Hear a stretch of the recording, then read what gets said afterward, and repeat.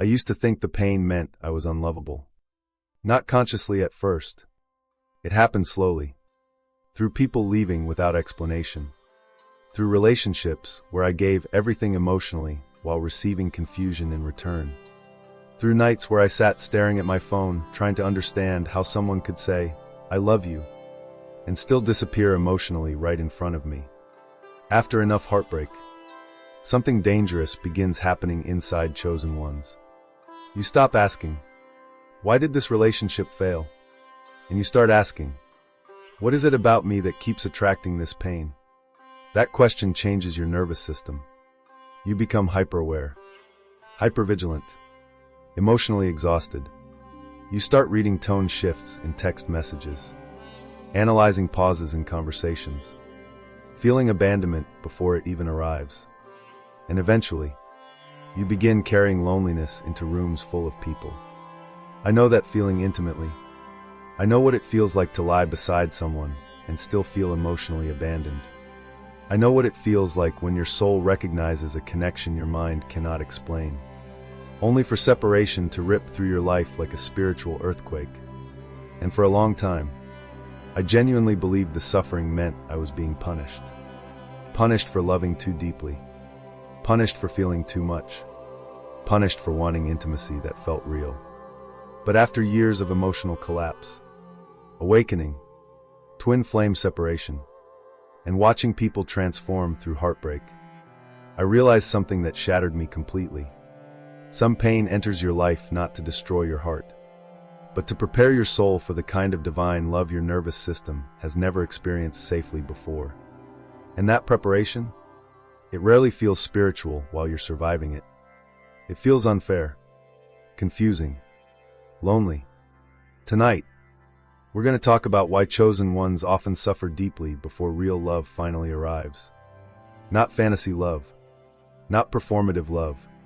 I mean the kind of connection that no longer requires you to abandon yourself emotionally just to keep someone close.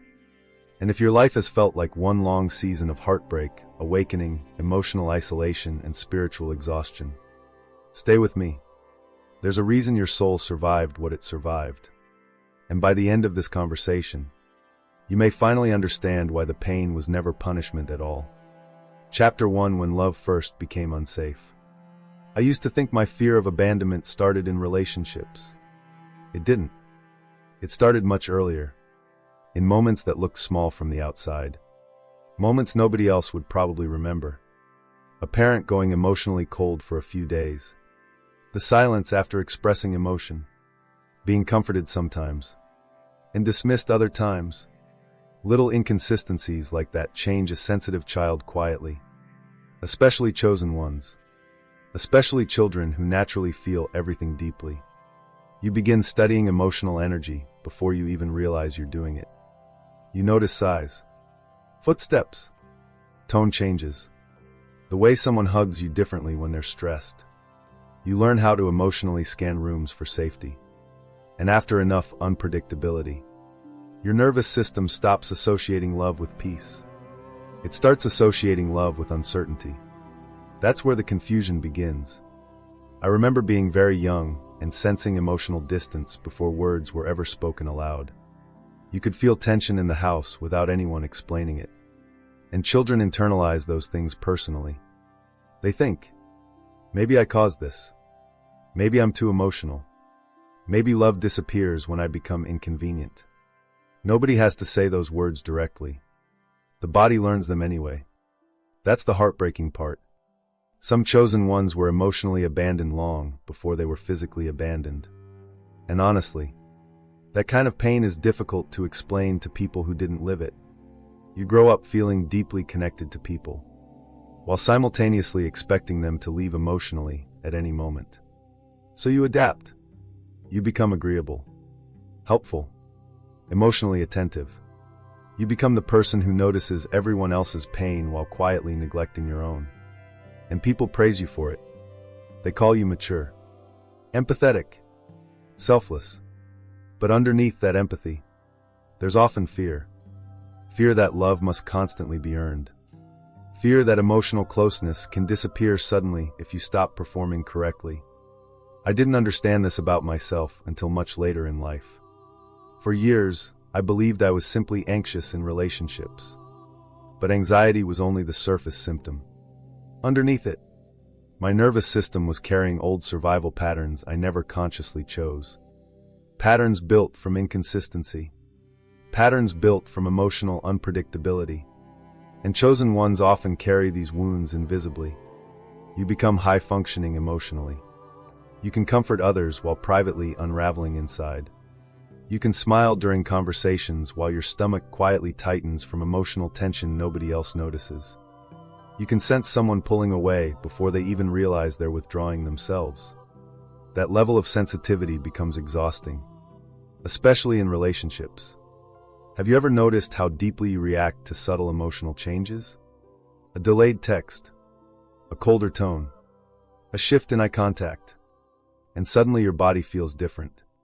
Your chest tightens. Your thoughts spiral. Your nervous system starts preparing for loss before anything has technically happened. People who haven't experienced abandonment conditioning often misunderstand this completely. They think you're overreacting. But your body isn't reacting only to the present moment. It's reacting to years of emotional unpredictability stored underneath it. That realization changed me. Not instantly, but deeply. I remember one relationship where I kept telling myself I was too emotional. Meanwhile, I was dating someone whose affection constantly fluctuated. One week they were emotionally available. The next week they disappeared internally. And I kept blaming myself for feeling anxious. I kept trying to become easier to love. Smaller, calmer, less expressive. But eventually I realized something painful. My nervous system wasn't malfunctioning. It was responding to inconsistency the way it had been trained to since childhood. That changes the entire healing journey. You stop asking, "What's wrong with me?" And you begin asking, "Where did I first learn that love was unstable?" That question opens doors most people spend their entire lives avoiding. And chosen ones often avoid it longer than anyone. Not because they're weak, because they survived by adapting emotionally. I think many spiritually sensitive people learned early that their emotions were too much for others. So they became emotionally self-contained. You cry privately, process privately, collapse privately, even in relationships. Especially in relationships. You become terrified of emotional neediness while secretly starving for intimacy. That contradiction creates enormous internal loneliness. And loneliness becomes familiar. Not comforting, just familiar. I remember being in relationships where I could physically feel myself monitoring the other person emotionally. Watching for signs, listening for withdrawal, trying to sense whether love was still present. That hypervigilance is exhausting. But when you grew up around inconsistency, your nervous system believes vigilance equals safety. Rest feels dangerous. Calm feels temporary. Healthy love can even feel suspicious at first. That's one of the most tragic things about emotional wounds. Chosen ones often mistrust the very love they've always needed. Someone communicates consistently. You wait for the switch. Someone reassures you calmly. You question whether they really mean it. Someone stays emotionally present during conflict. Part of your body still braces for abandonment anyway. And if we're honest, many people spend years attracted to emotionally unavailable partners not because they enjoy suffering, but because emotional inconsistency feels chemically familiar. Chaos creates activation. Calm creates uncertainty. I know that sounds backwards, but wounded nervous systems often confuse intensity with love. That's why some chosen ones feel more emotionally attached to relationships that hurt them than relationships that nourish them. Pain becomes intertwined with longing. You crave closeness while simultaneously fearing it. You want intimacy, then panic when someone gets too close emotionally. You pull people closer, then emotionally withdraw when vulnerability becomes real. Not consciously, protectively. And underneath all of it, there's usually one hidden fear. If people see the full depth of my emotions, will they still stay? That fear follows chosen ones into adulthood silently, into dating, marriage, Soul connections. Twin flame journeys. Especially twin flame journeys. Because those connections don't merely trigger romantic feelings. They expose attachment wounds at the deepest level. Suddenly, every unresolved fear rises at once. Abandonment, rejection, unworthiness, emotional invisibility. And many chosen ones interpret this emotional activation as punishment. But later, much later, you begin understanding something differently. The pain didn't create the wound. The connection revealed it. That realization hurts. But it also liberates you. You stop shaming yourself for being sensitive. You stop labeling yourself too much. You begin recognizing how deeply your body adapted just to survive emotional inconsistency. And strangely, compassion begins there. Not self-improvement. Compassion. You start understanding why your nervous system reacts the way it does. Why silence scares you. Why withdrawal triggers panic. Why emotional inconsistency feels unbearable. Your body remembers experiences your conscious mind minimized years ago. And healing starts when you stop treating your reactions like character flaws. I wish more chosen ones understood this earlier. You were never weak for craving reassurance. You were never broken for wanting emotional safety. You were never difficult to love simply because your soul desired consistency, presence, and truth. Most people carrying abandonment wounds learned early that love required adaptation. Divine love teaches something entirely different. It teaches that real intimacy does not require self-erasure to survive. But before chosen ones can receive that kind of love, they usually must first confront where love became unsafe inside them. And that confrontation is painful. Not dramatic all at once. Quietly painful. It happens during ordinary moments. Moments where someone doesn't text back and your body immediately prepares for rejection. Moments where healthy affection makes you emotional unexpectedly. Moments where someone remains calm during conflict.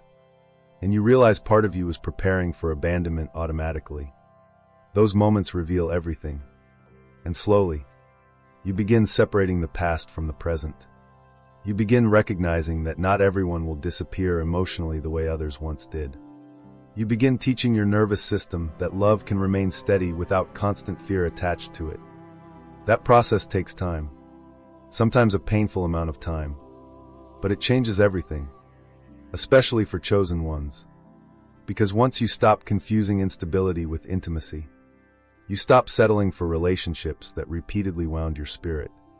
And for the first time, love begins feeling less like survival, and more like peace. Lesson of this chapter. Many chosen ones learned emotional hypervigilance long before they learned emotional safety. The fear of abandonment was never proof you were too sensitive, it was evidence that your nervous system adapted to inconsistent love. Healing begins when you stop shaming your reactions and start understanding where they were born. Chapter 2: Why Chosen Ones Attract Intense but Painful Connections. I used to mistake emotional intensity for soul recognition. And honestly, for a long time, I couldn't tell the difference. If someone made my heart race, if the chemistry felt overwhelming, if the eye contact felt emotionally dangerous, I assumed it meant the connection was sacred, destined.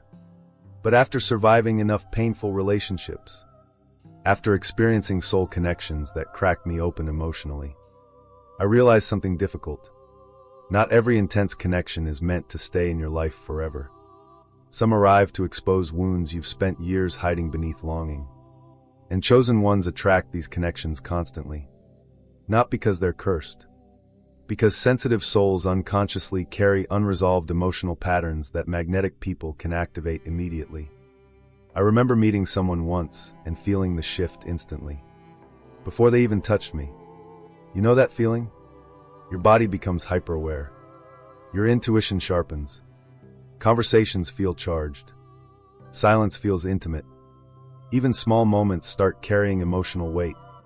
The way they looked at you. The pause before they answered questions.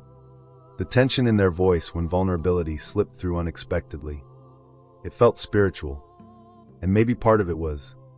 But what I didn't understand yet. was that spiritual connections are not always emotionally healthy connections. That realization hurts people deeply when they finally face it. Especially chosen ones. Especially people who romanticize emotional suffering while secretly hoping pain will eventually transform into unconditional love. I did that for years. I tolerated emotional inconsistency simply because the connection felt profound. And many chosen ones do the same thing. You tell yourself, they're scared. They've been hurt too. They feel this connection as deeply as I do. Meanwhile, your nervous system is deteriorating quietly underneath the attachment. You stop sleeping properly. Your appetite changes. Your emotional state becomes dependent on their presence. One text can elevate your mood instantly. One moment of distance can emotionally destroy your entire day. That's not always divine love. Sometimes that's emotional activation colliding with abandonment wounds. And when those two things combine, the connection feels almost impossible to walk away from. That's why painful soul connections can become addictive emotionally. Not only psychologically, biologically. Your nervous system starts associating unpredictability with emotional reward. The highs become euphoric. The lows become devastating. And somewhere inside the chaos, you begin losing your emotional center. I remember sitting on the floor one night after an argument with someone I loved deeply. The room was dark except for light from my phone screen. I kept rereading old messages, trying to reconnect emotionally to the version of them that once felt safe. That's one of the saddest parts of painful connections. You don't only grieve the person. You grieve the emotional possibility they awakened inside you. And chosen ones feel that grief intensely. Not dramatically on the outside. Quietly. In the body. In the nervous system. In the silence after conversations end. You begin replaying memories obsessively. The first eye contact. The vulnerability. The softness they showed before fear took over. And somewhere inside yourself, you become convinced that if you just love them correctly enough, patiently enough, deeply enough, they'll eventually stop running. But emotionally unavailable people rarely heal through being chased. And chosen ones often learn this lesson painfully, especially in twin flame dynamics. Those connections feel almost supernatural when they begin. The recognition, the synchronicities, the emotional exposure. You meet someone and suddenly every hidden wound inside you becomes visible. Your fear of abandonment intensifies. Your fear of rejection intensifies. Even your desire for emotional closeness becomes overwhelming. And many people assume, if it hurts this much, it must be real. But pain alone is not proof of destiny. Sometimes pain is simply proof that unresolved wounds have been activated fully. That distinction changes everything. I wish someone had explained this to me years ago. I wish someone had told me that chemistry can exist alongside incompatibility. That spiritual recognition does not automatically create emotional maturity. That two people can feel deeply connected and still wound each other profoundly if neither has healed their nervous system. Chosen ones often attract wounded people because their energy feels emotionally safe to damaged hearts. You listen deeply. You understand pain. You stay compassionate long after others would walk away. And while those qualities are beautiful, they can also become self-destructive when combined with poor boundaries. You begin overfunctioning emotionally, carrying conversations, carrying healing, carrying hope, trying to love someone into emotional availability while abandoning yourself quietly in the process. And eventually, your body starts breaking under the weight of it. You feel anxious constantly, emotionally exhausted, disconnected from yourself, yet somehow, still attached. That's what makes painful connections so confusing. Part of you recognizes the damage. Another part still craves the intimacy, especially when the connection contains moments of genuine depth. And most painful spiritual connections do. That's what keeps people trapped emotionally. Not manipulation alone.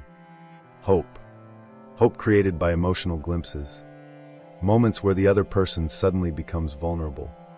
Present. Open. Moments where you briefly experience the connection you always wanted. Then fear returns. Withdrawal returns. Distance returns. And your nervous system begins chasing emotional stability like survival itself depends on it. That cycle can last years. I've seen chosen ones spend enormous portions of their lives emotionally attached to people who could only meet them halfway. Not because they lacked worth, because the connection mirrored wounds that still needed healing.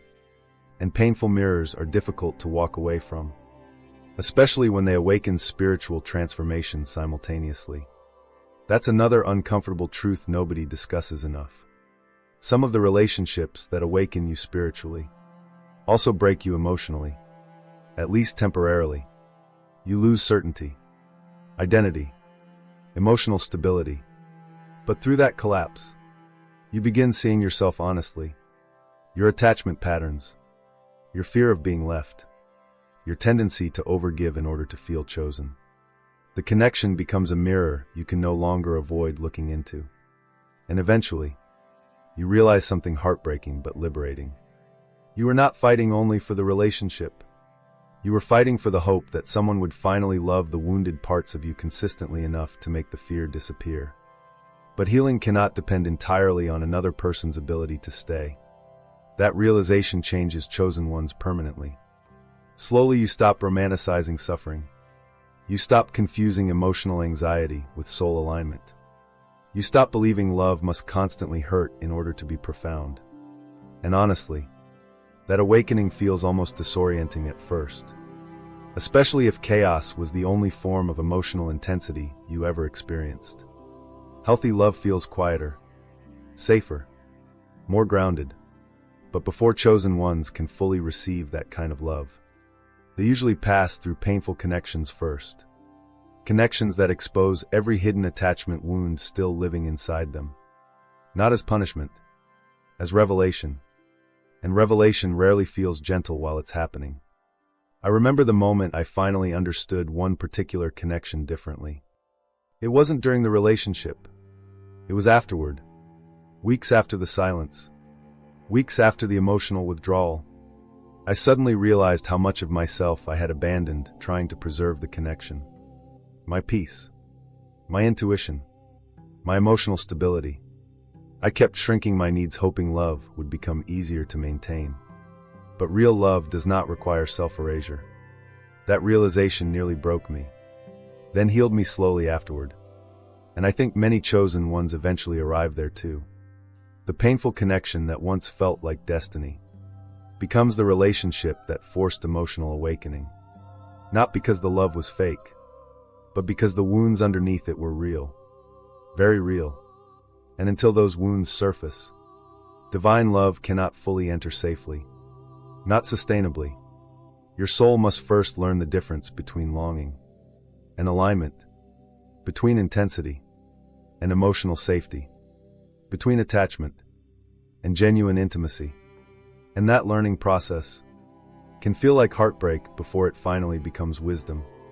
Lesson of this chapter: chosen ones often attract emotionally intense relationships that expose hidden abandonment wounds and nervous system patterns. Not every powerful connection is meant to last forever. Some arrive to awaken emotional truth, reveal where self-abandonment still exists, and prepare the soul to recognize love that no longer depends on chaos to feel real. Chapter 3: The Emotional Collapse Before Awakening. I didn't realize I was awakening spiritually. I thought I was falling apart emotionally. There's a difference. And if you've ever gone through this kind of collapse, you know exactly what I mean. It doesn't begin dramatically. It starts quietly. You stop enjoying things that used to distract you. Conversations begin feeling emotionally empty. You become exhausted in crowded rooms for reasons you can't explain. Even laughter starts feeling distant somehow. Not fake, just unreachable. I remember sitting with friends one night at a restaurant while everyone around me seemed alive and connected. People were laughing, glasses clinking, music playing softly overhead. And internally, I felt completely detached from the moment, like my body was present, but my soul had stepped somewhere else entirely. That feeling terrified me. I kept asking myself, what's wrong with me lately? Why do I suddenly feel disconnected from everything?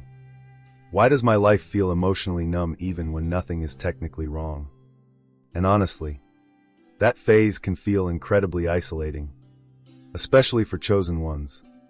You become emotionally exhausted trying to explain an inner transformation that hasn't fully revealed itself yet. People around you notice changes. They say things like, "You've become distant. You don't seem like yourself anymore. You overthink too much." But what they don't understand is that your soul has started rejecting distractions that once kept you emotionally asleep. An awakening rarely feels beautiful in the beginning. Most of the time, it feels like emotional collapse. You lose interest in shallow conversations. Surface-level attraction stops satisfying you. Even relationships that once felt comforting begin feeling energetically misaligned. And the strange part, you can't always explain why. Your body simply knows. Chosen ones experience this deeply. Your nervous system becomes more sensitive during awakening. You start noticing emotional dishonesty immediately. You feel drained after fake interactions. Certain environments begin affecting your energy physically. Crowded spaces exhaust you. Forced conversations irritate you. Your intuition becomes sharper, almost painfully sharp. And suddenly, you can no longer pretend you don't feel what you feel. That's where the collapse begins. Not externally first. Internally, your emotional coping mechanisms stop working. Scrolling no longer numbs you. Attention no longer validates you.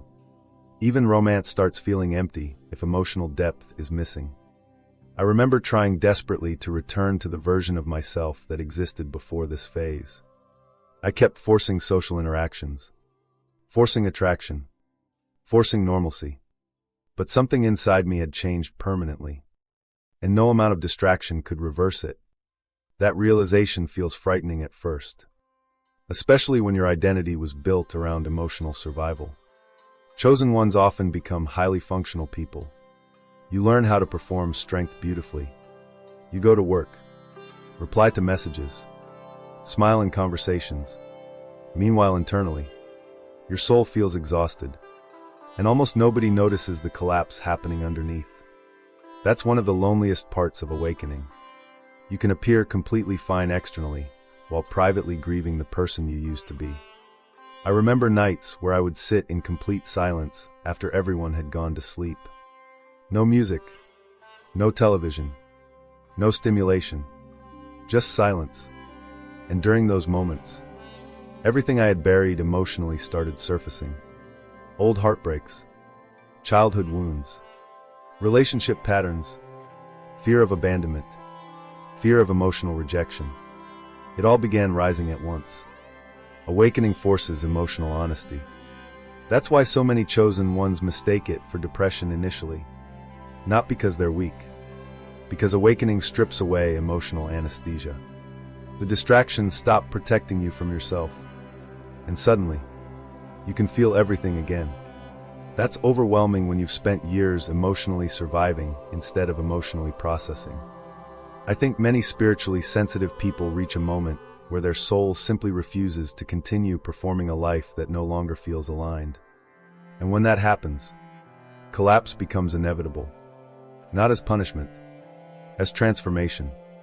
But transformation feels brutal when it first begins, especially when relationships start falling apart simultaneously.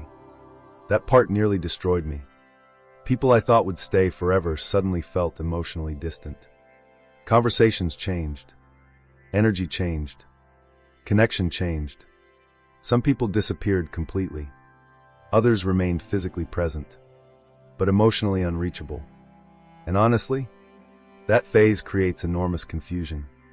You begin questioning yourself constantly. Am I becoming too emotional? Too intense? Too withdrawn? Meanwhile, your nervous system is simply recalibrating. You are becoming unable to tolerate emotional misalignment the way you once did. And that changes every relationship in your life, especially romantic ones. Awakening intensifies emotional sensitivity dramatically. You stop craving attention. You start craving truth.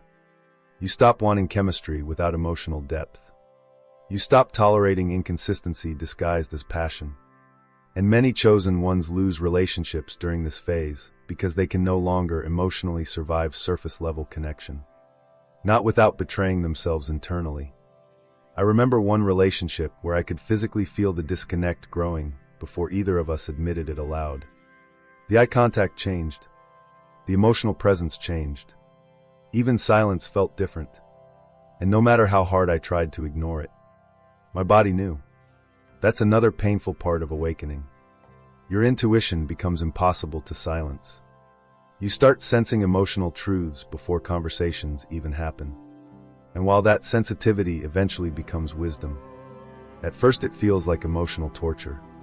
You notice everything: the delayed responses, the emotional withdrawal, the inconsistency in affection. And if you already carry abandonment wounds, awakening amplifies those fears intensely. Not to punish you, to expose what still needs healing.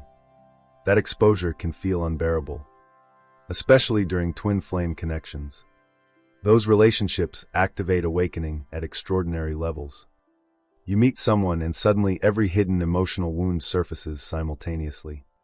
Desire, fear, longing, rejection, obsession, recognition.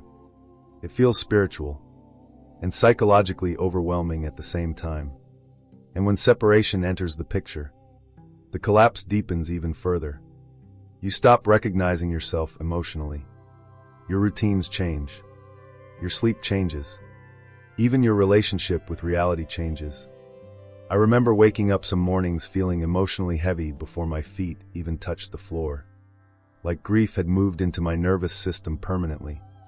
Yet underneath all that pain, something deeper was happening.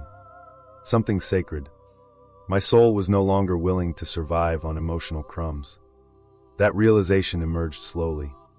Not through enlightenment, through exhaustion. Chosen ones eventually become tired of abandoning themselves emotionally just to preserve connection. And awakening often begins exactly there, at the point where your soul can no longer tolerate what your survival patterns once accepted. That's why emotional collapse frequently comes before divine love. Your nervous system must first release attachment to relationships built around inconsistency, performance, and fear. Otherwise, you would carry old wounds directly into sacred connection. And divine love cannot grow properly inside a nervous system trapped in constant survival mode. The collapse prepares you. Painfully. Quietly. Deeply. I know many people listening are still inside this phase right now. Still feeling emotionally detached. Still grieving versions of themselves they no longer recognize. Still wondering why life suddenly feels so quiet and heavy. Please hear me carefully. Your awakening is probably not failing. Your soul is becoming emotionally honest. And emotional honesty changes everything. Especially for chosen ones. You begin recognizing where you settled. Where you overgave. Where you confused longing with love. That awareness hurts. But it also liberates you slowly. And eventually, the same collapse that once terrified you becomes the beginning of your transformation. Not overnight. Gradually. You start reconnecting with yourself differently. Your intuition strengthens. Your boundaries strengthen. Your relationship with love changes. You stop chasing people who emotionally disappear. You stop begging for consistency. You stop romanticizing suffering. And for the first time, your soul begins craving peace more than emotional chaos. That shift changes your destiny completely. But before peace arrives, most chosen ones must first survive the collapse. The silence, the loneliness, the emotional unraveling. Not because they are cursed, because awakening requires the death of emotional survival patterns that no longer align with who they are becoming. And death, even spiritual death, is never comfortable while it's happening. Lesson of this chapter: the emotional collapse before awakening is not evidence that chosen ones are broken. It is the moment distractions stop working and buried emotional wounds finally rise to the surface. Awakening often feels like loneliness, exhaustion, and identity loss before it eventually becomes clarity, healing, and emotional truth. Chapter 4: Why Separation Changes You Spiritually. I used to think separation was the end of love. Now I understand. Sometimes separation is the moment love stops being fantasy and becomes transformation. But nobody tells you that while you're inside it. Nobody explains what it feels like when a soul connection suddenly becomes distant. When someone who once felt emotionally intertwined with your entire existence begins pulling away right in front of you. That kind of pain changes people. Especially chosen ones. Especially people who already carry abandonment wounds beneath their attachment patterns. I remember the exact moment I realized one particular connection was slipping away from me emotionally. It wasn't during an argument. That would have been easier. It happened during silence. We were sitting next to each other. Physically close. Emotionally elsewhere. And I could feel it. The shift. If you've experienced real soul separation, you know what I mean. The eye contact changes first. Then the emotional warmth changes. The pauses become longer. Their energy becomes harder to reach.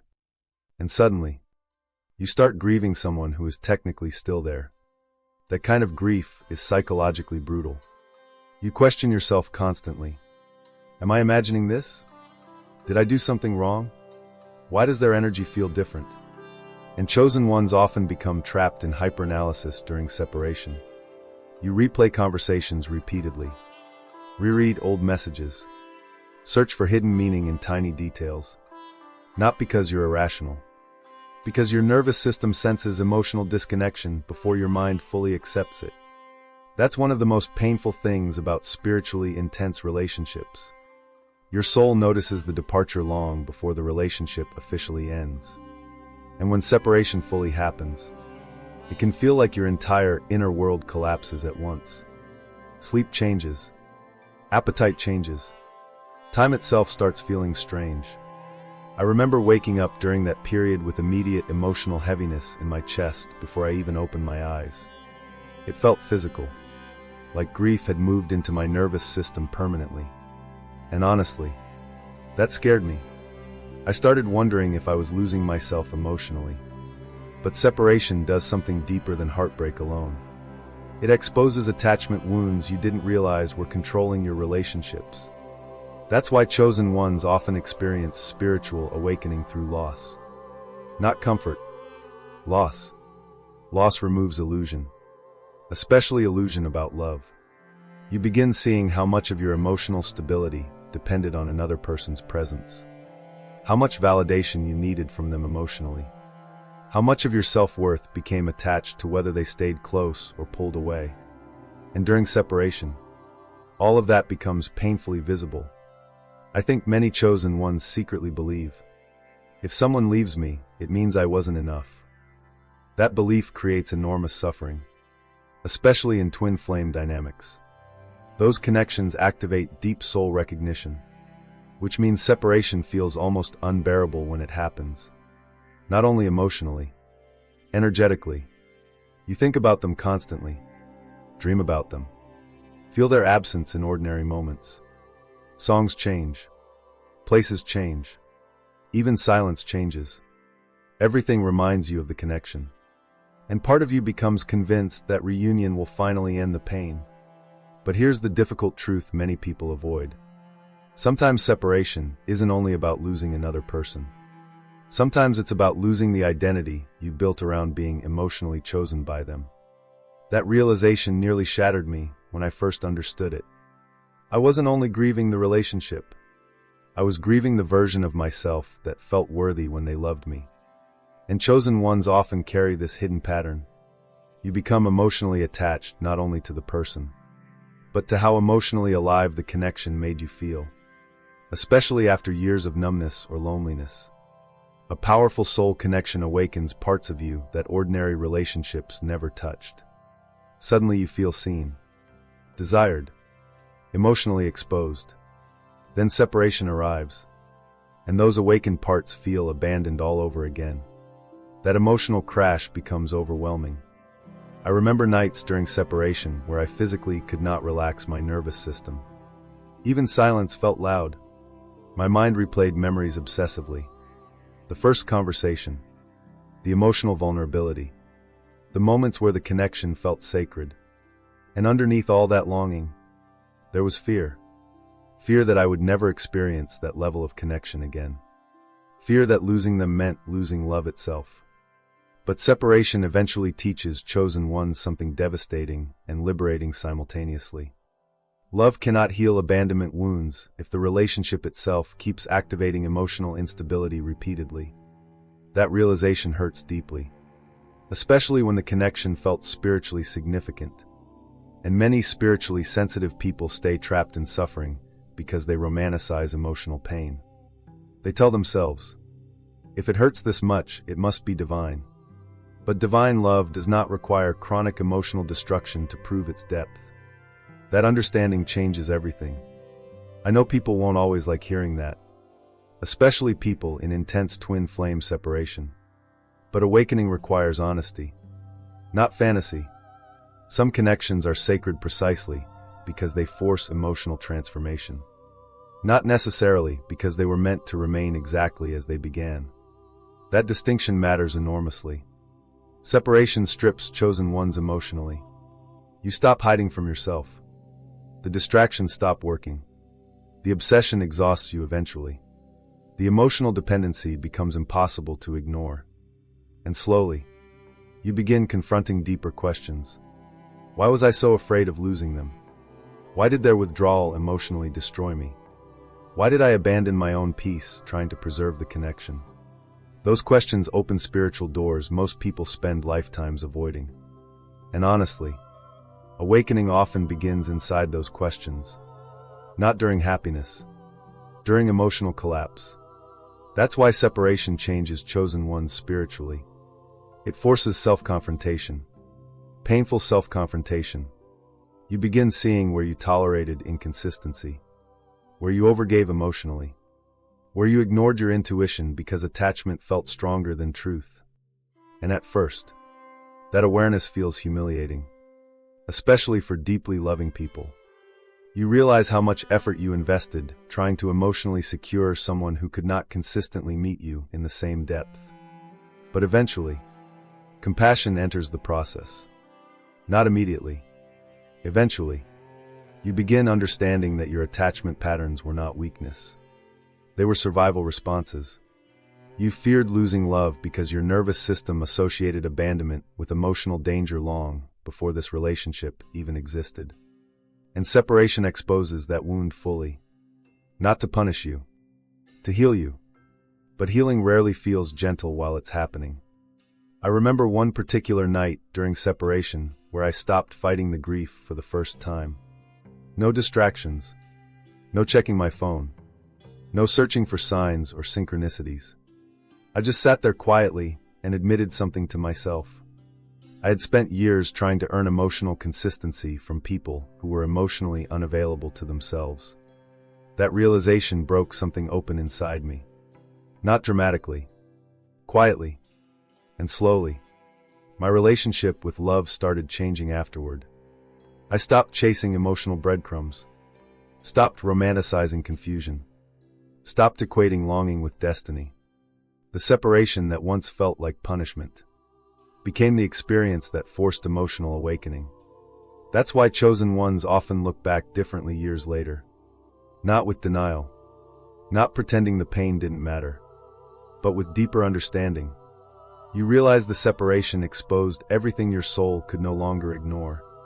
Your fear of abandonment, your addiction to emotional intensity, your habit of self-sacrifice inside relationships. And once those wounds become visible, healing finally becomes possible. Real healing, not performative healing. The kind that changes your nervous system slowly over time. The kind that teaches your body that love should not constantly feel like emotional survival. And that shift changes who you become attracted to entirely. You stop craving inconsistency. You stop chasing unavailable people. You stop mistaking anxiety for chemistry. Not perfectly, not overnight, but gradually.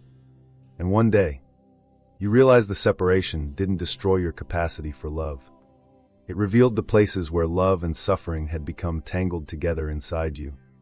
That realization changes everything spiritually. especially for chosen ones. Because once you separate pain from love, you become emotionally available for healthier forms of intimacy that once felt unfamiliar to your nervous system. And honestly, that may be the most sacred transformation of all. Lesson of this chapter: separation changes chosen ones spiritually because it exposes hidden attachment wounds, emotional dependency, and the places where love became entangled with fear and instability. The pain of separation is not only about losing another person, it is about confronting the parts of yourself that believed love must be chased, earned, or survived in order to be real. Chapter 5: The Hidden Psychology of Chosen Ones.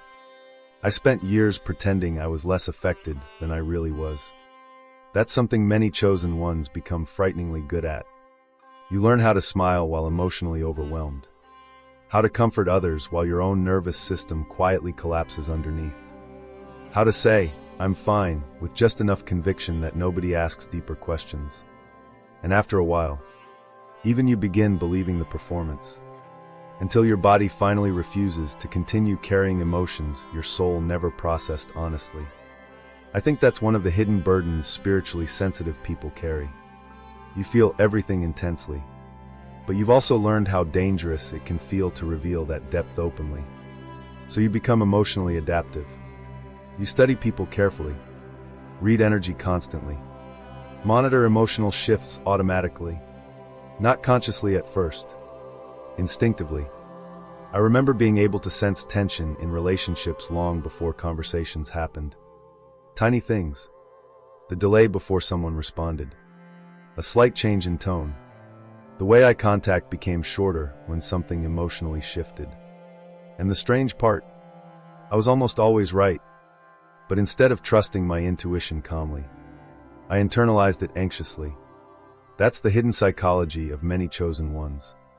You become emotionally perceptive, while simultaneously doubting your own perceptions. So you overanalyze, overexplain, overfunction emotionally. You start carrying emotional responsibility for everyone around you. And people often admire this about you. They say, "You're so understanding. You're emotionally mature. You always know what people need." But underneath that emotional intelligence, there's often exhaustion, deep exhaustion, because chosen ones are rarely taught how to emotionally protect themselves, only how to emotionally adapt. That distinction changes everything. I remember one relationship where I constantly felt emotionally responsible for maintaining peace. If they became distant, I tried harder. If communication weakened, I overcompensated emotionally. If conflict appeared, I immediately searched for what I did wrong. And honestly, I thought that behavior meant I loved deeply. Later I realized something painful. I had confused emotional self-abandonment with devotion. A lot of chosen ones do this, especially people who grew up feeling emotionally unsafe. You learn early that maintaining connection requires emotional hyper-awareness. So adulthood becomes a constant state of nervous system monitoring. You walk into rooms and instantly assess emotional energy. You notice discomfort nobody else notices. You feel emotional tension before words are spoken aloud. And over time, that level of sensitivity becomes physically exhausting. Your nervous system never fully rests, even during love, especially during love. I think many spiritually sensitive people secretly feel safer alone than emotionally attached sometimes. Not because they dislike intimacy, because attachment activates survival fears. You want closeness desperately, then become overwhelmed by how vulnerable closeness actually feels. That contradiction creates enormous loneliness. You crave emotional depth, but fear the pain that often follows attachment. And many chosen ones carry this contradiction silently for years. I know I did. I remember moments where someone I loved deeply would become emotionally quiet for just a few hours, and my entire body reacted like abandonment was happening in real time. My chest tightened. My thoughts spiraled. Even my appetite changed. Meanwhile, externally, nothing dramatic had technically occurred. That's how deeply the nervous system stores emotional conditioning. People often misunderstand chosen ones completely. They think sensitivity means weakness, But sensitivity is actually heightened awareness. The problem begins when awareness combines with unresolved emotional wounds. Then intuition becomes hypervigilance. And hypervigilance is exhausting. You start scanning constantly for signs of emotional danger. A delayed response, a colder tone, a slight withdrawal in affection. Your body notices immediately. And the hardest part, you often feel guilty for reacting so strongly. So you suppress it, minimize it, intellectualize it. But suppressed emotions don't disappear. They settle into the nervous system quietly. That's why many chosen ones experience emotional burnout eventually.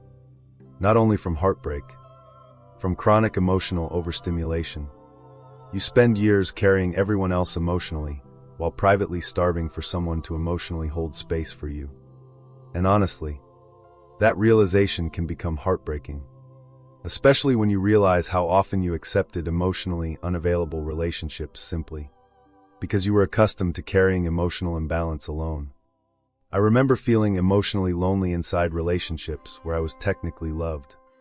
That's one of the most painful experiences possible. Being physically close to someone, while emotionally feeling unseen.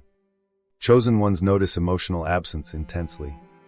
You feel when someone is no longer fully present with you. Even if they're smiling, even if they're speaking kindly. Your soul notices energetic withdrawal before the relationship officially changes. And people often accuse sensitive souls of thinking too much. But many times, you're sensing emotional truth long before others consciously acknowledge it themselves. That sensitivity becomes even stronger during spiritual awakening. You stop tolerating emotional dishonesty. You stop enjoying shallow connection. You physically feel drained around people who are emotionally disconnected from themselves. And that shift changes your entire social world. Some friendships fade. Some relationships collapse. Certain conversations start feeling unbearable. At first you think something is wrong with you. Later you realize your soul simply became unable to survive superficial emotional environments. That awareness changes how you love too. Chosen ones don't usually want casual intimacy. You crave emotional depth, presence, truth, eye contact that feels real. You want conversations that expose people honestly, moments where masks disappear. And when you don't receive that depth consistently, your nervous system feels emotionally malnourished. That's why many chosen ones stay attached to emotionally intense relationships longer than they should. Not because they enjoy suffering, because genuine emotional depth feels rare. When someone finally touches your soul emotionally, you hold on tightly, even when the connection becomes painful, even when inconsistency starts damaging your peace. That's where discernment becomes necessary. And discernment is one of the hardest lessons spiritually sensitive people must learn. Not every emotionally intense connection deserves unlimited access to your nervous system. That lesson changed my life slowly. I began noticing how many relationships required me to betray my emotional truth in order to maintain connection. Silencing intuition, suppressing needs, pretending inconsistency didn't hurt me. And eventually, my body became exhausted from the performance. That's another hidden psychological reality of chosen ones. Your body always knows when your soul is emotionally abandoning itself. Even when your mind rationalizes the relationship, you start experiencing anxiety, exhaustion, emotional numbness, confusion. Not randomly. Your nervous system is reacting to emotional misalignment. I wish more chosen ones understood this. You are not too much simply because your body responds honestly to emotional inconsistency. You are not difficult for needing presence, reassurance, or emotional clarity. Most emotionally healthy people naturally desire those things too. The difference is, chosen ones often shame themselves for their emotional needs while over-accommodating everyone else's. That imbalance creates profound suffering, especially in romantic relationships. I think many sensitive souls secretly hope that if they love hard enough, patiently enough, selflessly enough, someone will finally choose them consistently. But divine love does not require emotional self-erasure. Real love does not ask you to abandon your nervous system just to preserve connection. And awakening eventually teaches this lesson painfully. You begin recognizing how often your empathy attracted wounded people who enjoyed your emotional depth, while lacking the capacity to reciprocate it consistently. That realization hurts, especially for compassionate people, but it also liberates you slowly. You stop over-identifying with being the healer, the fixer, the emotionally available one. You begin protecting your peace differently, not from bitterness, from self-respect. And honestly, that transition feels strange at first. Chosen ones are so accustomed to overgiving emotionally that boundaries initially feel like guilt. You worry you're becoming cold, detached, selfish. But healthy boundaries are not emotional punishment. They are nervous system protection. That understanding changes relationships permanently. You stop chasing people who repeatedly destabilize your peace. You stop romanticizing emotional unavailability. You stop confusing emotional exhaustion with love. And for the first time, your sensitivity begins transforming from burden into wisdom. Not overnight, gradually. You start trusting your intuition calmly instead of anxiously. You stop abandoning yourself to maintain connection. You stop apologizing for needing emotional honesty. And slowly, the same sensitivity that once caused suffering becomes the very thing guiding you toward healthier love. That's the hidden transformation chosen ones eventually experience. Your depth stops destroying you once you learn how to protect it. Lesson of this chapter: chosen ones are often emotionally perceptive people who learn to survive through hyper-awareness, overgiving, and emotional adaptation. Their sensitivity was never weakness. The suffering came from carrying emotional responsibility for others while abandoning their own nervous system needs. Healing begins when sensitivity transforms from hypervigilance into self-trust and discernment. Chapter 6: Why Divine Love Terrifies the Nervous System. I didn't realize how deeply wounded I was until someone finally treated me gently. That's the part nobody prepares you for. People talk endlessly about toxic love, manipulation, heartbreak, separation. But almost nobody talks about how frightening healthy love can feel to a nervous system trained by emotional inconsistency. And honestly, that realization shook me more than heartbreak ever did. I remember sitting across from someone who genuinely cared about me. No games, no emotional withdrawal, no confusing mixed signals. Just presence, calm presence. And instead of relaxing into it, my body became anxious. Not dramatically on the outside.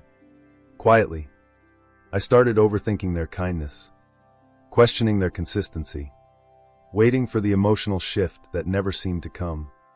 Part of me kept expecting them to suddenly become distant the way others had before. That's when I realized something painful. My nervous system had become more familiar with emotional chaos than emotional safety. And chosen ones experience this deeply, especially after years of abandonment wounds, trauma bonds, and spiritually intense relationships that constantly activated survival fears. You become conditioned to emotional unpredictability. So when healthy love finally appears, it almost feels emotionally suspicious. I know how strange that sounds, but wounded nervous systems often trust chaos faster than peace. Chaos feels recognizable. Peace feels unfamiliar. And unfamiliarity can trigger fear. I remember one moment very clearly. Someone I cared about deeply looked directly into my eyes during a difficult conversation and stayed emotionally present the entire time. No defensiveness, no withdrawal, no shutting down, just calm emotional honesty. And afterward, I went home feeling emotionally overwhelmed. Not comforted, overwhelmed. Why? Because part of my nervous system had spent years preparing for abandonment every time vulnerability appeared. So when abandonment didn't happen, my body almost didn't know how to process it. That's the hidden trauma many chosen ones carry. You crave intimacy desperately, while simultaneously fearing what intimacy awakens inside you. You want closeness, then panic when closeness becomes emotionally real. You want consistency, then become suspicious when someone actually provides it. Not consciously, Protectively. I think many spiritually sensitive people secretly associate love with emotional labor. You believe connection requires constant vigilance, constant adaptation, constant emotional monitoring. So when someone loves you gently, without making you earn every moment of affection through suffering, your nervous system almost searches for danger anyway. That search becomes automatic after enough painful relationships. You start scanning healthy people for signs they might eventually become unhealthy too. A delayed text suddenly feels threatening. A quieter mood triggers anxiety. A small misunderstanding activates fear disproportionate to the moment itself. And if you don't understand nervous system conditioning, you may assume healthy love simply lacks chemistry. That's one of the saddest mistakes wounded people make. They walk away from peace, while remaining addicted to emotional intensity. I've done that myself. I remember feeling more emotionally obsessed with unavailable people than emotionally available ones. At the time, I thought obsession meant deeper connection. Now I understand something differently. Anxiety can create emotional fixation that feels spiritual when it's actually survival activation. That distinction changes everything. Divine love does not constantly destabilize your nervous system in order to prove its depth. Real intimacy does not require emotional starvation before affection appears again. And chosen ones must learn this slowly. Painfully sometimes. Especially after twin flame journeys. Those connections often activate every hidden abandonment wound simultaneously. You become emotionally exposed in ways ordinary relationships never triggered. And afterward, your nervous system may remain hypervigilant even when healthier love enters your life later. That's why healing matters so deeply. Not performative healing. Actual nervous system healing. The kind where your body slowly learns. Consistency is not manipulation. Calmness is not emotional absence. Peace is not boredom. That process takes time. More time than most people admit honestly. I remember early moments where healthy affection almost made me emotional. Not because it was dramatic, because it was stable. Someone remembering small details consistently, checking in gently, communicating clearly during conflict.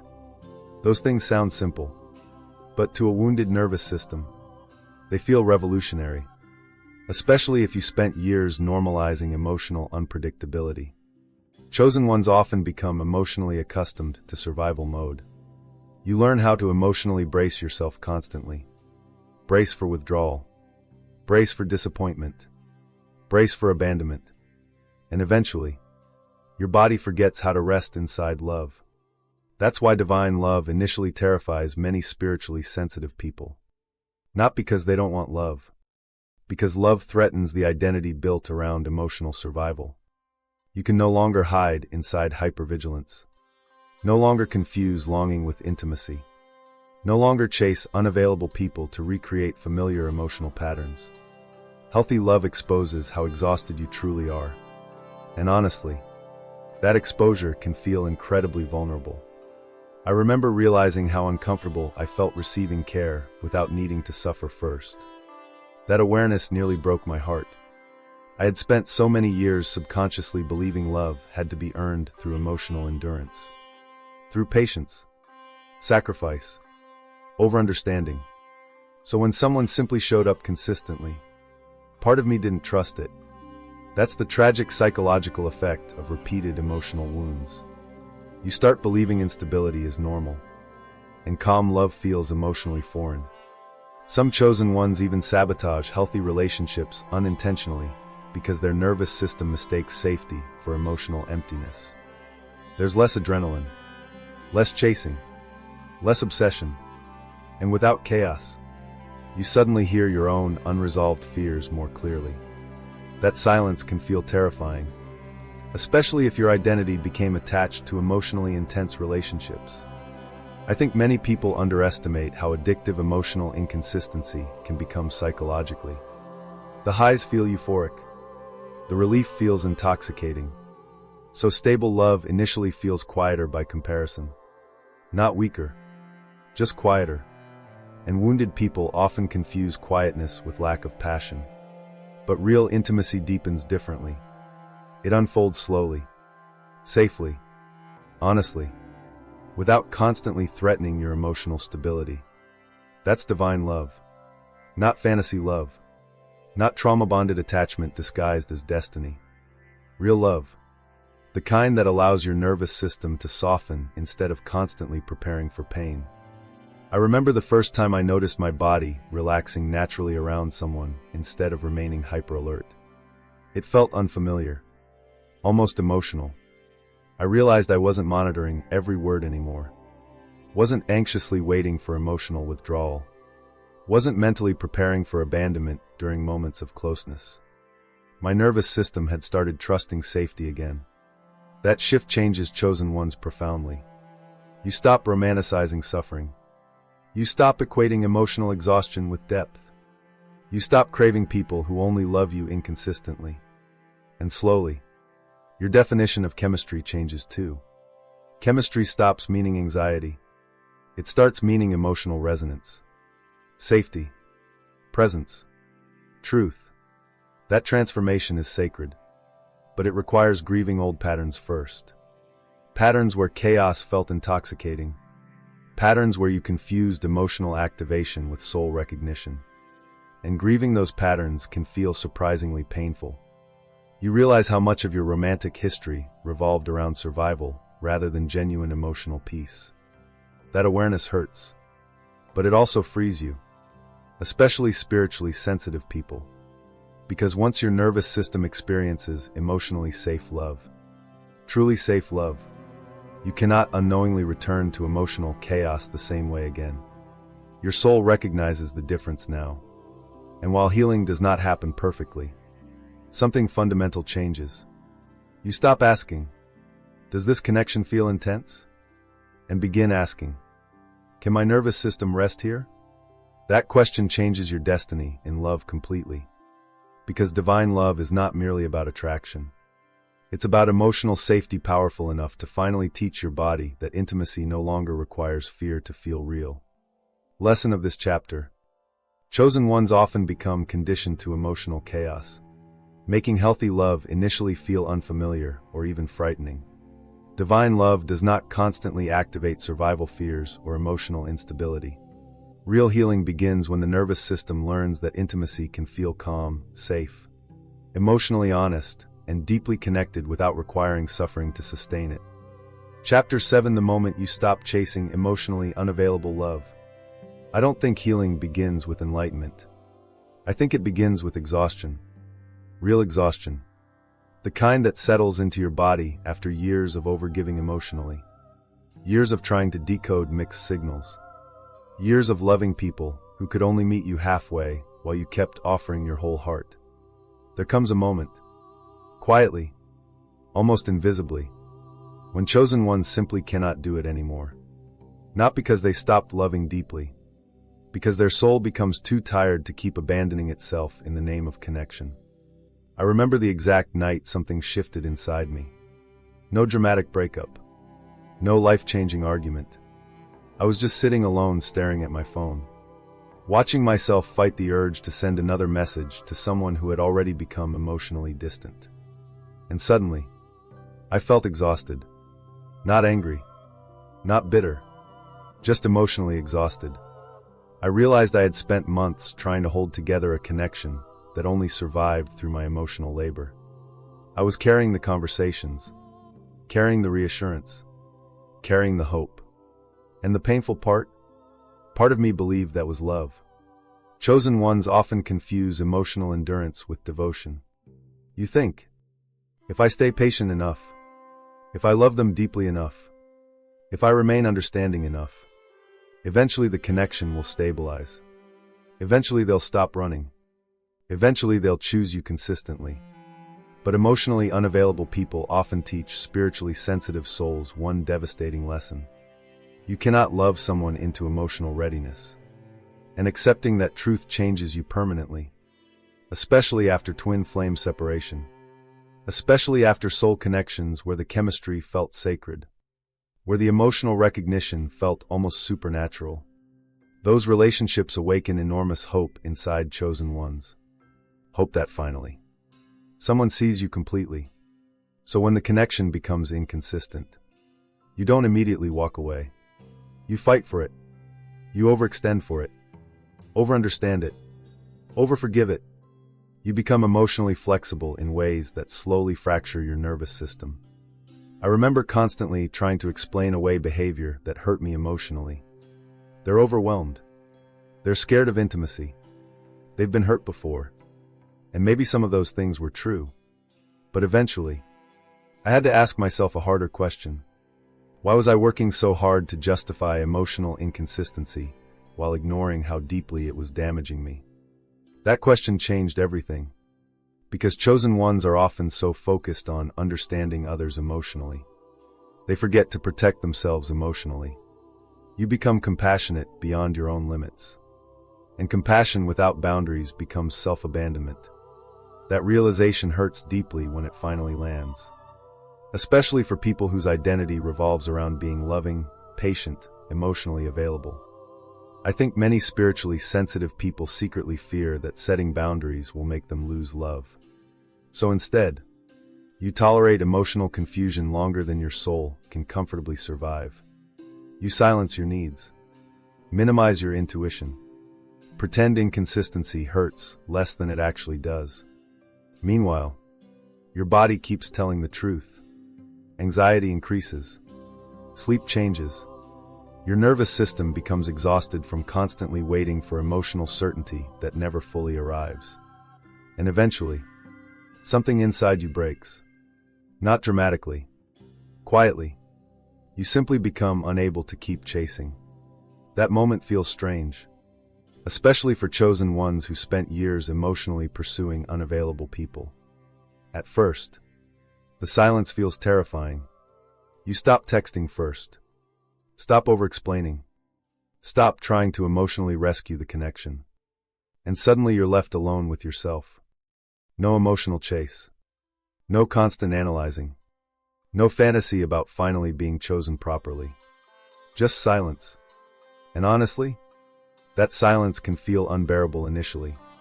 You realize how much of your emotional energy revolved around pursuit. Pursuing reassurance. Pursuing clarity. Pursuing emotional consistency. Without the chase, old wounds surface hard. Loneliness. Fear of abandonment. Fear of being forgotten.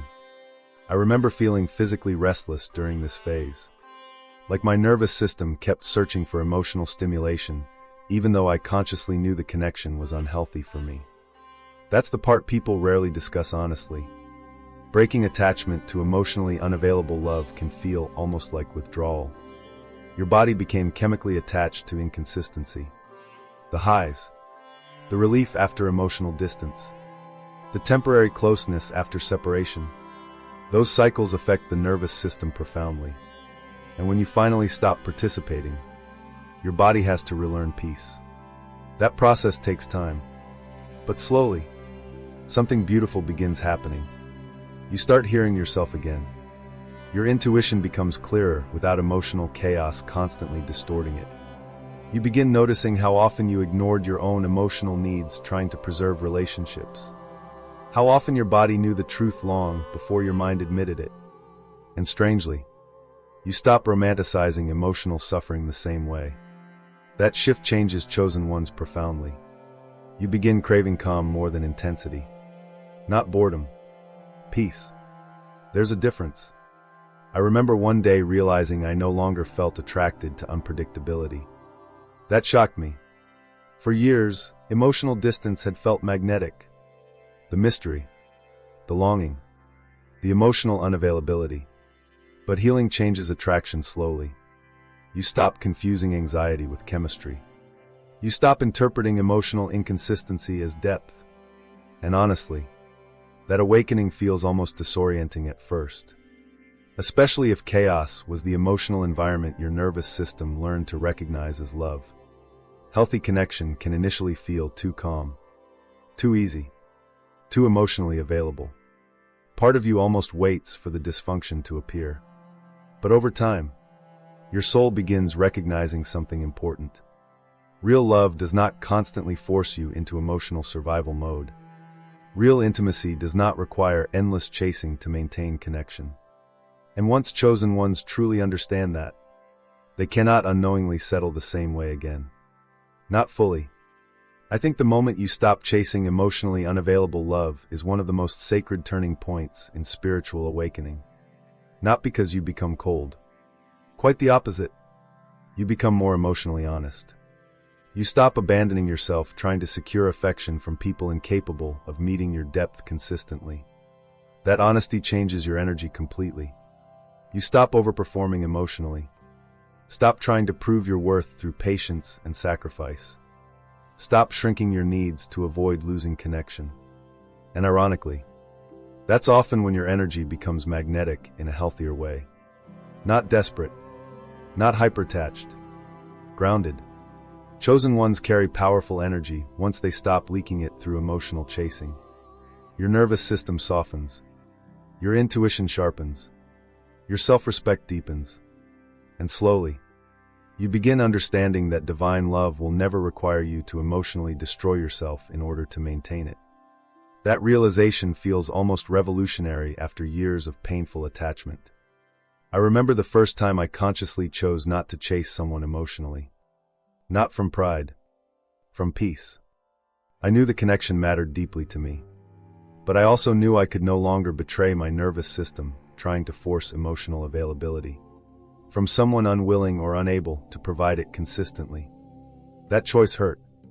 Healing choices often do initially, but afterward, something inside me became quieter. Not numb. Free. Free from constantly monitoring someone else's emotional presence. Free from begging internally for consistency. Free from the exhausting cycle of emotional hope and disappointment. And in that quietness, I finally started reconnecting with myself. Not the version built around survival. Not the version built around proving worth through overgiving. The real self underneath all the attachment patterns. That's what chosen ones eventually discover. Stopping the chase is not losing love. It's losing the survival pattern that convinced you love must always be pursued through pain. And once that pattern begins dissolving, your entire relationship with intimacy changes. You stop asking, how do I make them stay? And begin asking, why was I taught to believe love required me to abandon myself? That question changes everything, especially spiritually, especially emotionally. Especially for chosen ones finally becoming ready for divine love instead of emotional survival. Lesson of this chapter. Healing often begins when chosen ones become emotionally exhausted from chasing inconsistent love. The moment you stop overgiving, overexplaining, and abandoning yourself for emotionally unavailable people is the moment your nervous system begins reconnecting with self-worth, peace, and healthier forms of intimacy. Divine love does not require endless pursuit in order to survive. Chapter 8: How Divine Love Actually Arrives. I used to believe divine love would feel overwhelming immediately. Like lightning. Like obsession. Like emotional intensity, so powerful it consumed everything else in my life. And honestly, that belief kept me trapped in painful relationships for years. I thought love was supposed to destabilize me emotionally. I thought longing meant depth. Confusion meant chemistry. Emotional obsession meant soul recognition. But eventually, after enough heartbreak, enough separation, enough nights spent trying to heal nervous system wounds created by inconsistent connection, I experienced something different, something quieter. And at first, I almost missed it completely. That's the strange thing about divine love when it finally enters your life. It often arrives in ways wounded people initially overlook. Not because it lacks depth, because it lacks chaos. I remember the first time I noticed this shift. I was talking to someone who made me feel emotionally calm instead of emotionally hyperactivated. No guessing games. No emotional withdrawal. No sudden disappearance after intimacy. Just consistency. And strangely, my nervous system didn't know what to do with that. Part of me kept waiting for the emotional confusion to begin. Waiting for mixed signals. Waiting for the moment they became distant the way others always had before. But it never came. And honestly, That terrified me more than toxic love ever did. Chosen ones understand this deeply once healing begins. After years of emotionally surviving inconsistent relationships, peace can initially feel emotionally unfamiliar. You almost mistake calmness for lack of connection. Not consciously. Conditioning. Your body became addicted to emotional highs and lows. The unpredictability, the longing, the temporary relief after emotional withdrawal. That cycle creates intensity. But divine love unfolds differently. It doesn't force your nervous system into constant panic. It softens it, slowly. I think many spiritually sensitive people expect divine love to feel dramatic all the time. But real sacred connection often feels surprisingly grounded. You feel emotionally safe enough to relax. Safe enough to speak honestly. Safe enough to stop performing versions of yourself designed to avoid abandonment. That's real intimacy, not emotional performance. I remember noticing little things first. The way this person listened without immediately trying to escape emotional depth. The way conflict didn't automatically threaten the relationship. The way silence felt peaceful instead of anxiety-inducing. Those details sound small. But to a wounded nervous system, they feel life-changing. Especially for chosen ones. Especially after twin flame separation and emotionally intense karmic relationships. You become so accustomed to emotional instability that healthy love initially feels almost suspicious. Part of you keeps searching for hidden danger. You analyze text messages. Study tone changes. Brace emotionally for disappointment. Even while being treated well. That's how deeply survival patterns embed themselves into the nervous system. I remember feeling emotional after receiving simple consistency. Not grand gestures. Consistency. Someone remembering something important to me. Someone communicating clearly instead of disappearing emotionally. Someone remaining emotionally present after vulnerability instead of withdrawing from it. And the painful realization underneath those moments was this. I had normalized emotional deprivation for so long. Basic emotional safety started feeling extraordinary. That realization broke my heart a little. But it also healed something inside me. Chosen ones often carry enormous emotional hunger without fully realizing it. Not hunger for attention. Hunger for safe connection. There's a difference. You don't crave shallow validation. You crave emotional resonance. You crave eye contact that feels honest. Conversations that feel emotionally awake. Presence that doesn't disappear the moment vulnerability enters the room. And divine love provides that differently than trauma bonds do. Trauma bonds create emotional addiction through inconsistency. Divine love creates emotional trust through stability. One keeps your nervous system activated constantly. The other slowly teaches your body how to rest. That distinction changes your entire understanding of love. I remember one moment very clearly. I was sitting beside someone who genuinely cared about me. And for the first time in years, I realized I wasn't monitoring their energy obsessively. I wasn't anxiously wondering if they were about to withdraw emotionally. Wasn't replaying conversations searching for hidden signs of rejection. My body felt calm, not numb, safe. And honestly, I almost cried afterward. Not from sadness. Relief. Relief that love did not have to constantly feel like emotional survival in order to be real. I think that's one of the deepest healing moments chosen ones experience. When the nervous system finally understands. Peace is not emotional emptiness. Consistency is not boredom. Healthy love does not remove passion. It removes fear. And many spiritually sensitive people have never experienced passion without fear attached to it before. So divine love can feel emotionally disorienting initially. You're waiting for the instability, the confusion, the emotional games. But instead, you receive clarity. And clarity feels vulnerable after years of chaos. You can no longer hide inside obsession. No longer confuse emotional anxiety with destiny. No longer chase people who trigger your abandonment wounds and call it spiritual connection. Real love exposes how exhausted your nervous system actually became. That awareness changes you permanently. especially chosen ones. You stop craving people who make you question your worth constantly. You stop romanticizing emotional unavailability. You stop feeling addicted to inconsistency. Not perfectly overnight, gradually, and your standards begin changing naturally. Not from ego, from emotional self-respect. You begin asking different questions. Not, do they make me feel obsessed? But, can I emotionally breathe around them? Can my nervous system rest here? Do I feel more connected to myself or more disconnected from myself after spending time with them? Those questions matter deeply, because divine love never asks chosen ones to abandon themselves in order to maintain connection. That's how you know the difference. Real love deepens your relationship with yourself. Trauma bonds slowly disconnect you from yourself. I wish more spiritually sensitive people understood this earlier.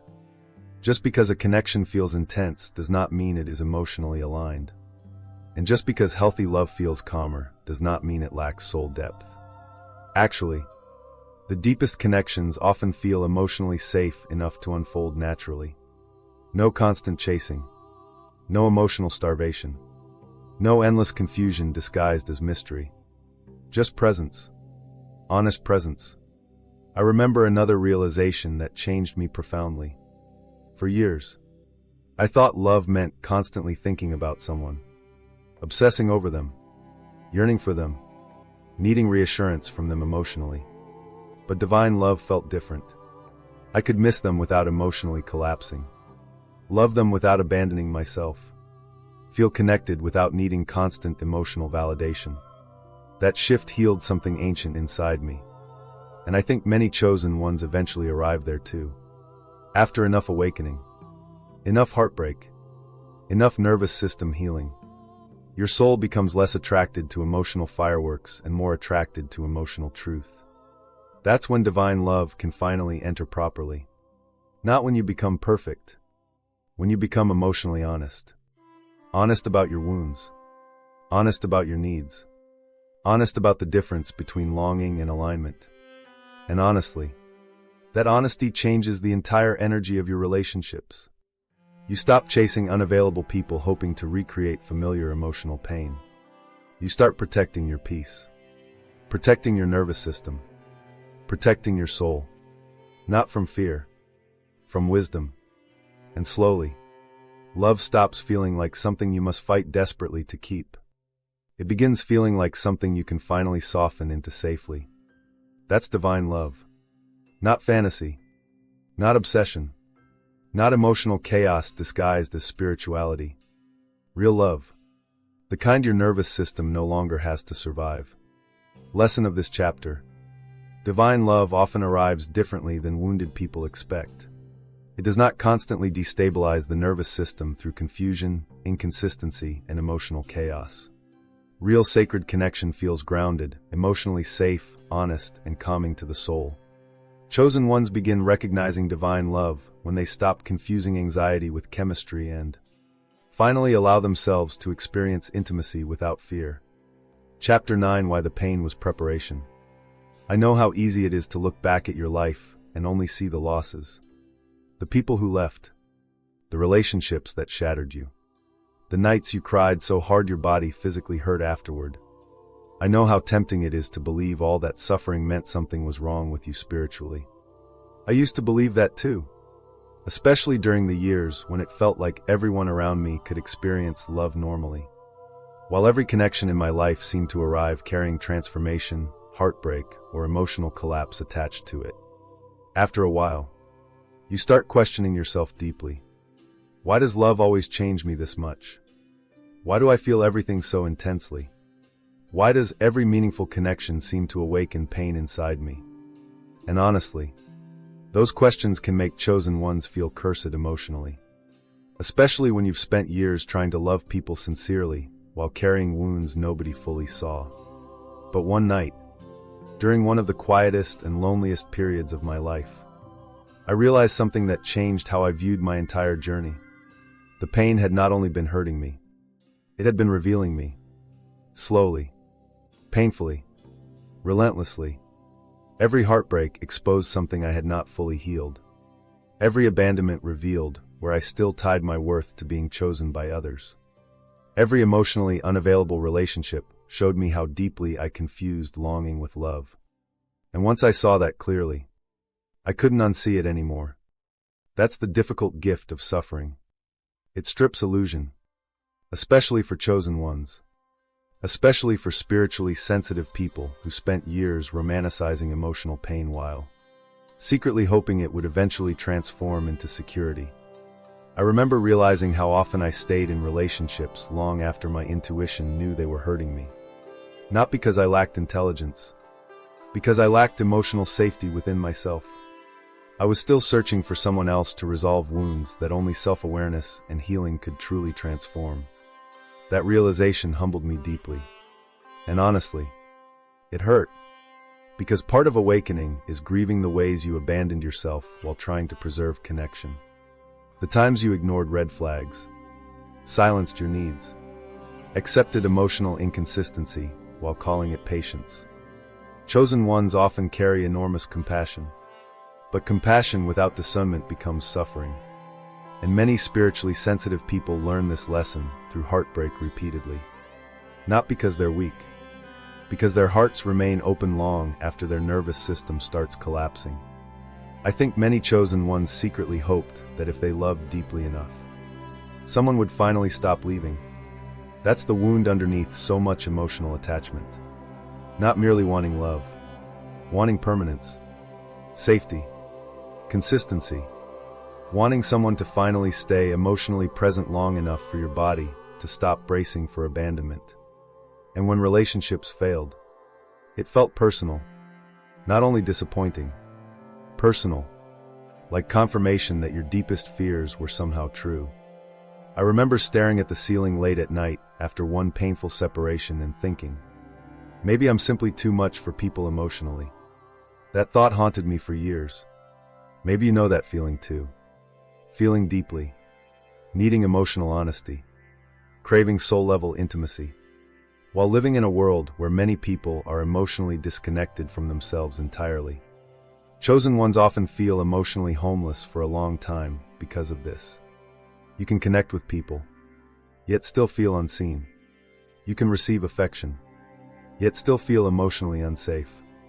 And eventually, life begins forcing deeper lessons through pain. Not gentle lessons, transformative ones. You lose relationships that once defined you. You experience emotional collapse. You confront attachment wounds you spent years avoiding. At first it feels cruel. Later, you realize your soul was being refined. Not punished. Refined. There's a difference. Pain has a way of exposing what comfort allows us to avoid, especially emotionally. When everything falls apart, you finally see your patterns clearly. Who you chased, who you feared losing, who you became inside relationships. And chosen ones often discover something heartbreaking during this phase. They spent years trying to earn the kind of love that should have arrived freely. That realization changes your standards permanently. You stop glorifying emotional struggle. Stop mistaking inconsistency for mystery. Stop believing suffering automatically means destiny. Not from bitterness, from wisdom. I remember noticing how differently I viewed relationships after deep healing began. I no longer felt impressed by emotional intensity alone. I cared about emotional safety, consistency, presence, and honestly, that shift surprised me. For years, my nervous system had been addicted to longing. The uncertainty, the emotional highs and lows, the obsessive attachment. But suffering eventually exhausted that part of me completely. I became tired of confusing emotional activation with spiritual alignment. That exhaustion became sacred, because exhaustion finally made space for truth. And the truth was this: the pain had been preparing me to recognize healthier love. Not perfect love, real love. Love that did not require self-erasure. Love that did not constantly trigger survival fears. Love that allowed my nervous system to soften instead of remain hypervigilant. I think many chosen ones reach a moment where they finally understand that heartbreak was never only about losing another person. It was about losing illusions, illusions about love, about worthiness, about what intimacy was supposed to feel like. And losing illusions hurts, especially when those illusions shaped your entire identity. I remember grieving not only relationships, but the fantasies attached to them, the imagined future, the hope that someone would finally heal my abandonment wounds through choosing me consistently. But real healing began when I stopped making another person responsible for repairing my nervous system. That changed everything spiritually, because once chosen ones stop chasing healing through external validation, they begin reconnecting with themselves differently. You start listening to your intuition instead of overriding it. You stop betraying your emotional truth for temporary closeness. You stop shrinking your needs to maintain attachment. And slowly, your soul becomes stronger. Not harder, stronger. There's a difference. Pain does not always harden chosen ones. Sometimes it deepens them. You become more discerning, more emotionally honest, more aware of energy, intention, and emotional presence. And while those lessons arrive painfully, they transform your capacity for divine love profoundly. I know many people listening still carry resentment toward their journey, still wonder why it had to hurt so much. Honestly, I understand. There were moments I questioned everything too. Moments I felt emotionally abandoned by life itself. But looking back now, I can finally see what the suffering created inside me. Discernment, depth, self-awareness, compassion balanced with boundaries. The pain forced me to stop abandoning myself emotionally. And that transformation changed every relationship afterward, especially my relationship with love. Because once chosen ones truly understand their worth emotionally, they stop begging for connection that destabilizes their peace. You no longer chase intensity for validation. You choose resonance instead. You choose people who emotionally meet you instead of emotionally confuse you. And that shift often becomes the moment divine love finally becomes possible. Not because suffering made you earn love, but because healing helped you recognize the difference between connection that wounds your spirit and connection that nourishes it. That understanding is sacred, especially for chosen ones who spent years believing pain was proof they were unworthy of real intimacy. It never was. The pain was preparation. Preparation to stop settling. Preparation to trust yourself. Preparation to finally receive love without abandoning your soul in the process. And honestly, that changes everything. Lesson of this chapter: the pain chosen ones experienced was never meaningless punishment.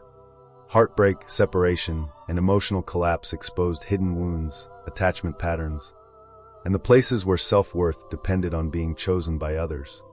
Through suffering, spiritually sensitive people develop discernment, emotional honesty, and the ability to finally recognize love that feels safe, grounded, and aligned instead of chaotic and destabilizing.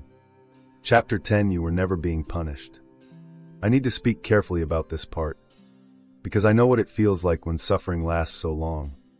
You begin believing life itself has turned against you. I know what it feels like to watch other people experience love, stability, and connection while your own journey seems filled with separation, confusion, emotional loss, and spiritual exhaustion. After enough heartbreak, chosen ones often begin carrying a hidden shame. Not obvious shame. Quiet shame. The kind that whispers, maybe I'm the problem. Maybe I'm too emotional. Maybe I was never meant to experience the kind of love I keep longing for. And honestly, those thoughts can become dangerous when they settle deeply into the nervous system. Especially for spiritually sensitive people. Especially for people who survived years of emotional inconsistency while still trying to keep their hearts open afterward. I remember reaching a point where I stopped asking why relationships ended and started asking why I kept attracting pain itself. That question haunted me. There were nights I genuinely wondered if my soul was somehow cursed. Why did every meaningful connection seem to arrive carrying transformation attached to it? Why did intimacy always seem to awaken fear, longing, separation, or emotional collapse? And perhaps the most painful question of all, why did love feel so difficult for me when I was willing to love so deeply? Maybe you've asked yourself that too. Maybe you've sat alone at night replaying relationships in your mind, wondering what you could have done differently.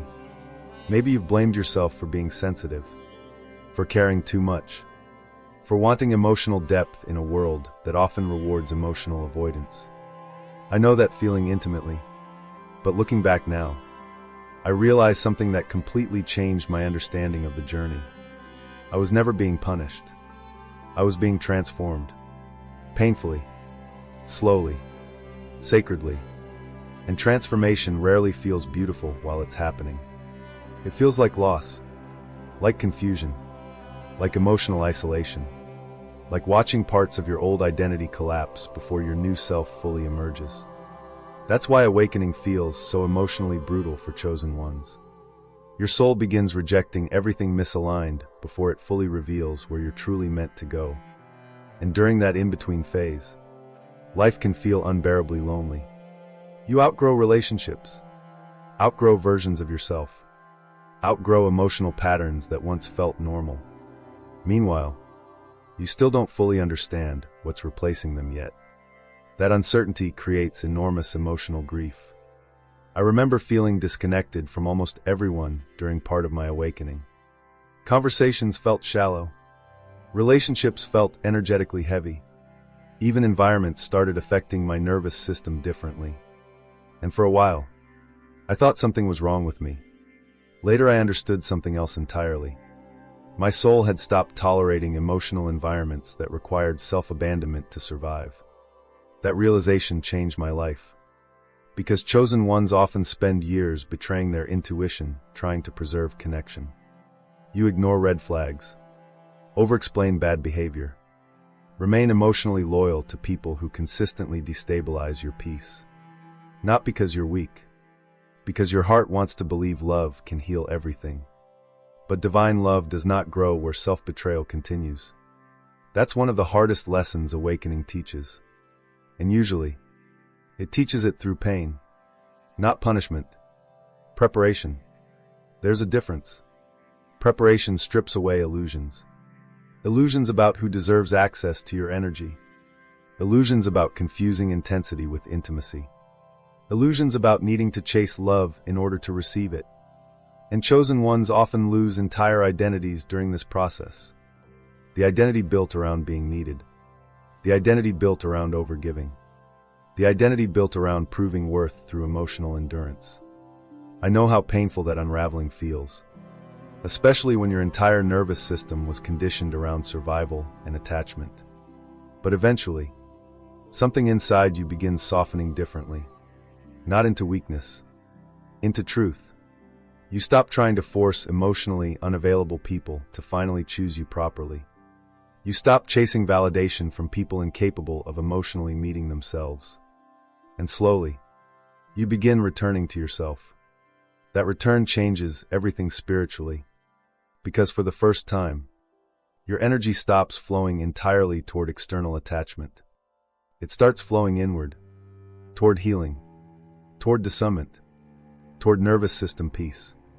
I think many chosen ones underestimate how revolutionary emotional peace actually feels after years of internal chaos.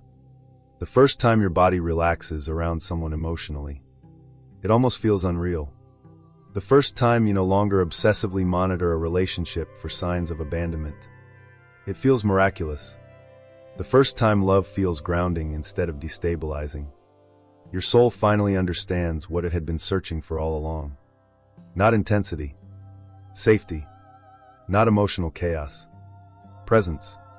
And that realization can make you grieve deeply for the version of yourself that accepted so much less. I remember looking back at certain relationships and realizing how often I abandoned my own emotional truth just to avoid losing connection. How often I tolerated inconsistency while calling it patience. How often I silenced intuition while calling it compassion. That awareness hurt, but it also freed me. Because once you see your patterns clearly, you stop romanticizing the suffering that once kept you emotionally trapped. And chosen ones eventually realize something profound. Your sensitivity was never the problem. Your depth was never the problem. The problem was trying to pour sacred love into people and environments that could not hold it safely. That's what exhausted you. That's what wounded your nervous system repeatedly. Not your capacity to love. And once you understand that, healing becomes less about fixing yourself and more about finally honoring yourself. That shift changes relationships permanently. You stop shrinking your needs. Stop apologizing for emotional depth. Stop feeling ashamed for craving intimacy that feels emotionally honest and spiritually aligned. And strangely, the more you honor your soul, the less attracted you become to relationships built around emotional confusion. Your energy changes naturally, not through force, through clarity. I know many people listening are still inside painful seasons right now. Still grieving, still healing, still wondering why the journey had to hurt so much. Please hear me carefully. You were never forgotten by love. You were never cursed for feeling deeply. You were never too much for wanting connection that felt emotionally real. The suffering was not proof of rejection. It was preparation for alignment.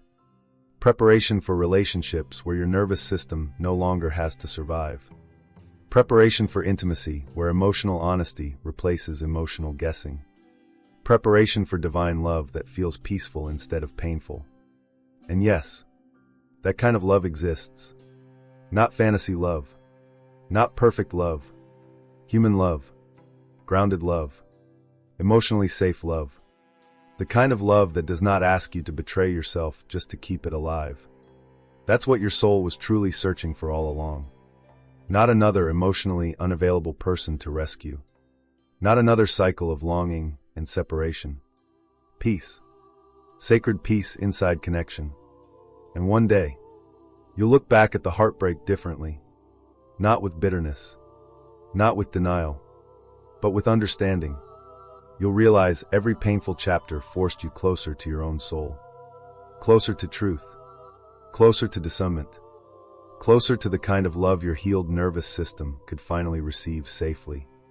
And in that moment, you'll understand something that once felt impossible to believe. The pain was never punishment. It was preparation for divine love. Lesson of this chapter: chosen ones were never being punished for loving deeply or feeling intensely. The heartbreak, separation, and emotional collapse were part of a painful spiritual preparation that exposed unhealthy attachment patterns, strengthened discernment, and guided the soul toward emotionally safe, aligned, and authentic love. Healing begins when sensitive people stop viewing themselves as broken and finally recognize their depth as sacred rather than burdensome.